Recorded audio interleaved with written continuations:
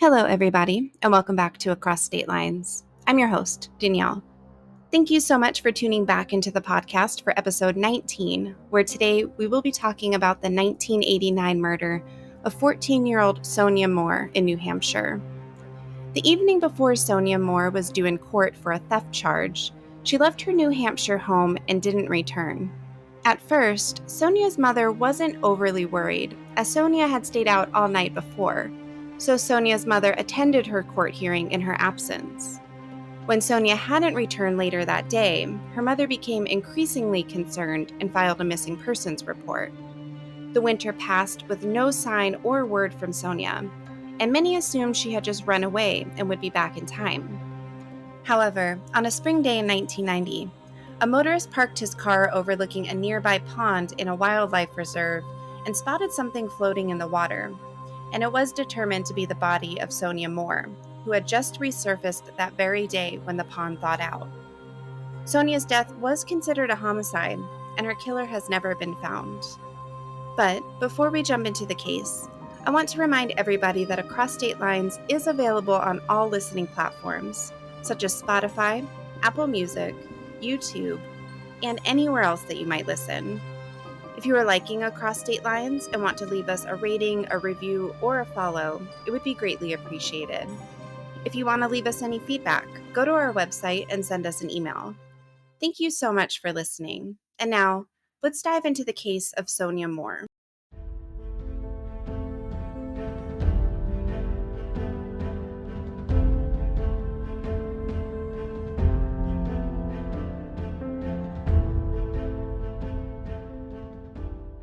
In January of 1975, Sonya Moore was born at Concord Hospital in New Hampshire to her parents, 20-year-old Deborah Moore and 22-year-old John Moore. Growing up, Sonya was described as someone who loved to laugh, was a good student, an excellent reader, and very smart, but she had a little bit of trouble fitting in with the others at school. Sonya grew up in the town of Pennacook, a suburb in northern Concord, where she would eventually meet her best friend, April. The two girls were neighbors, only living half a block away from one another, and would spend all of their free time outside of school playing together. The two would have sleepovers, with Sonya often spending the night over at April's home. They would climb trees, swing on the tire swing in the front of Sonya's house, and, as big sisters often do, occasionally pick on Sonya's little sister, picking her up and placing her inside of a toy box, much to her sister's dismay. One of their favorite activities to do together was to play with Sonya's pets, a cat and a dog, who they both loved and adored. As Sonya grew a bit older, her personality began to shift, something that had caught April by surprise. Sonya went from being a happy child who loved to laugh and read, to a more meek and quiet girl who began to keep to herself. When Sonya was about 9 or 10, her parents had divorced, and this was something that weighed heavily on the young girl's heart and mind. April said this about Sonya's sudden change in life circumstances and personality. Quote, "I remember her being a little distraught when they separated, when they were getting divorced. Before that, she seemed very happy and outgoing. I mean, she liked to play. She didn't think anything of household worries, I guess. And at that time, she was going to school frequently. She wasn't skipping or getting into trouble or anything like that I recall. After her parents started having problems and were separating, she started having issues." End quote. Wanting to hold on to her life as she knew it the tightest that she could, Sonya and April would routinely sneak into the Moore home after it had already been put up for sale, and often spend the night there. Despite there being no heat on, no lights, and being totally empty, Sonya found comfort and solace being back in the space where her family had been complete, and April was always there to support her, saying, quote, "I think she found comfort being there, wanting her old life back." End quote. As Sonya grew into her adolescent years, she began to grow more defiant to the authority in her life and often get into trouble with her parents and other authority figures. April stated that Sonya, quote, "bucked authority constantly and was like a wild stallion." Sonya found herself very drawn to sexual affection, and she would often find herself entangled with older men and boys. And in order to stand out and attract that attention, April stated that Sonya began to dress very provocatively and stood her ground on that choice, being unapologetic about it. This strong willed personality set Sonya apart from the other kids in her school, and she was often ostracized and bullied for her appearance. Feeling as if she didn't belong, Sonya often skipped school and would begin to get in trouble for being truant, and her grades began to suffer. April joined Sonya to parties, where they always seemed to be the youngest ones there, and April met Sonya's boyfriend, a much older man. But April stated that she didn't feel like the couple was exclusive. April went on to say, quote, pretty much anybody that she slept with. I think she felt like there was a connection that she was looking for a relationship. And most of these men that she were with were older men. Like she's 12, 13, 14 years old. And she's with guys who are 25, 30 years old or older. Even to this day, I am stunned at the thought of an older man doing that to a young girl. Whether she wants to or not, it's not right. I think she was searching for validation and love. She was searching for something that she didn't get when she was a child, and still working out the trauma from the breakup of her parents.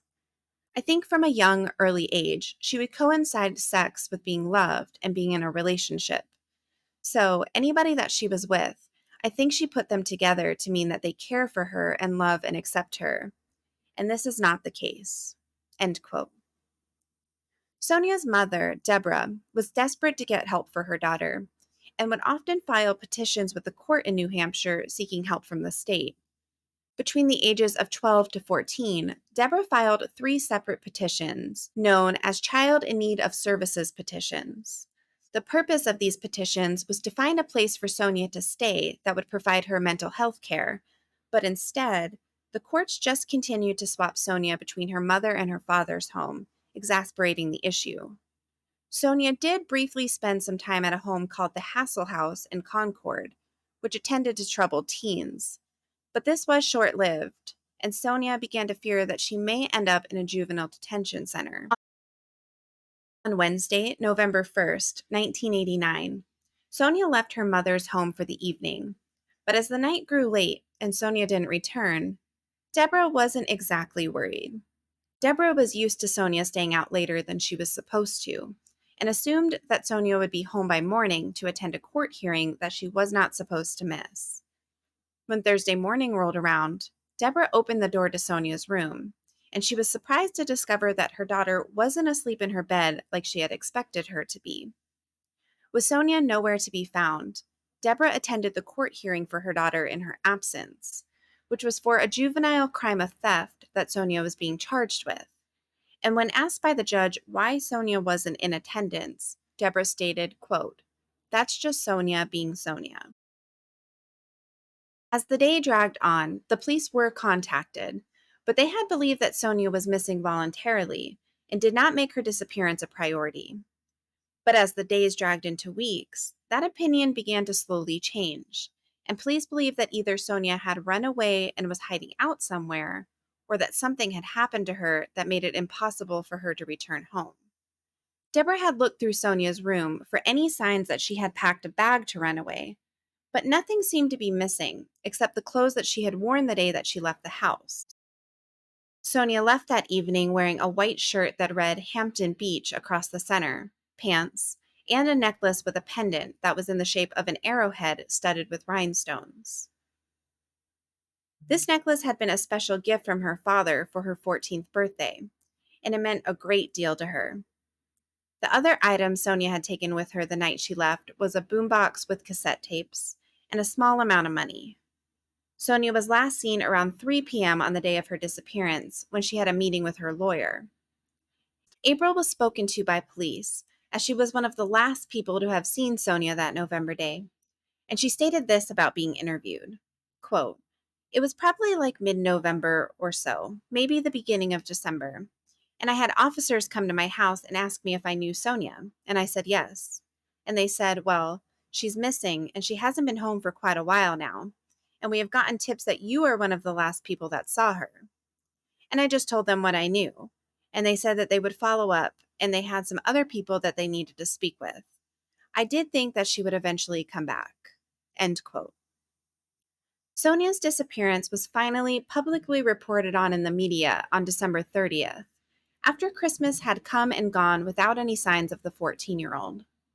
In an article written by the Concord Monitor, the writer explained that the police had made the search public that week, and they believed that Sonya may have dyed her hair black and was going by the name of Christine Bliss. Sergeant Ralph Lewis stated in an article that Sonya did not look or act like other 14-year-olds, and that she would appear to look older than she actually was. Deborah was also interviewed for the article, where she stated that she was worried about her daughter having fallen in with the wrong crowd who may have hurt her. She followed this up with the statement, quote, "If she's out there, I love her and I want her to come home." End quote. On the afternoon of Saturday, April 7th, 1990, an unidentified man was driving to Dunbarton, New Hampshire, to a wildlife preserve called Stark Pond Wildlife Management Area to spend time in nature. This area is not inhabited by anyone. It's simply woods, lakes, and a recreational area for people to hike, fish, ATV, and enjoy the outdoors. This particular day was very rainy, and the roads were wet and treacherous, so there weren't many people in the area that afternoon. The man made it to his destination, Stark Pond, and parked his car and sat on a hill overlooking the previously icy waters. However, the waters had recently thawed after being frozen over for the past 4 months, and as he gazed at the pond, he noticed something floating in the water. As he got closer, he realized it was the body of a young girl. Dunbarton Police Department arrived at the scene and realized that they were going to need help retrieving the body from the water, so they immediately called the New Hampshire Fish and Game Department. They were able to get a dive team out to the pond who were able to suit up and bring the body to the banks, where they noticed she had only been wearing a Hampton Beach white t-shirt and the necklace that Sonya was last seen wearing. They were able to then identify the body as missing 14-year-old Sonya Moore. Dr. Roger Fossum performed an autopsy on Sonya's body the following Sunday, and while they were able to determine that she had died due to homicidal violence, they could not specifically define a cause of death. They were able to say that Sonya's body had been there for some time, but they weren't able to determine exactly how long she had been deceased for. Samples of her blood and bodily fluid were sent out for testing to Pennsylvania. However, the results have never been disclosed to the public. The Attorney General's office spoke to the Monitor paper again, where they stated that they believed Sonya's body had most likely been in the pond since the time she went missing, but it was concealed in the icy waters until the very morning that she was discovered, when the ice had thawed enough to allow the body to surface.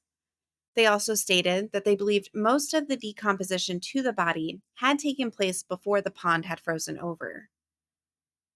Strangely, another young girl in the area had also gone missing around the time that Sonya had, and the two cases had a lot of similarities.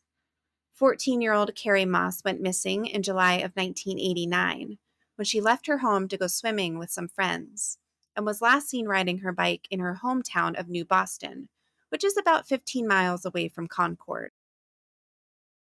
The similarities between Sonya and Carrie were eerie, to say the least.